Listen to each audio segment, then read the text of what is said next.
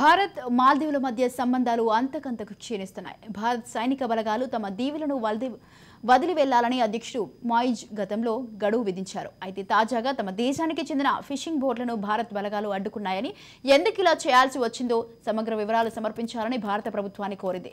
ఈ మేరకు ఆ దేశ విదేశాంగ శాఖ అధికారికంగా లేఖ రాసింది. తమ ప్రాదేశిక జిల్లాలో చేపల వేట కొనసాగిస్తే అడ్డగించాల్సిన అవసరం ఏముందని ప్రశ్నించింది. దీనిపై ఇప్పటివరకు భారత్ స్పందించలేదు. జనవరి 31న ప్రత్యేక వాణిజ్య జోన్లో మాల్దీవులకు చెందిన 3 ఫిషింగ్ బోట్లను ఇండియన్ కోస్ట్ గార్డ్ అడ్డగించినట్లు లేఖలో పేర్కొంది.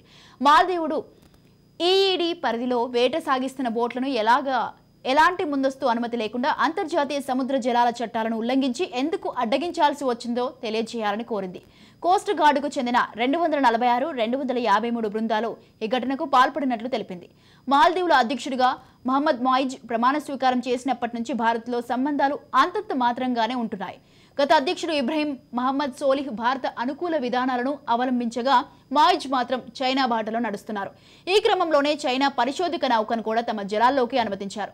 దీనిపై భారత్ అభ్యంతరం వ్యక్తం చేయగా తమ అనుమతితోనే వచ్చిందని వెనుకోసుకొచ్చారు.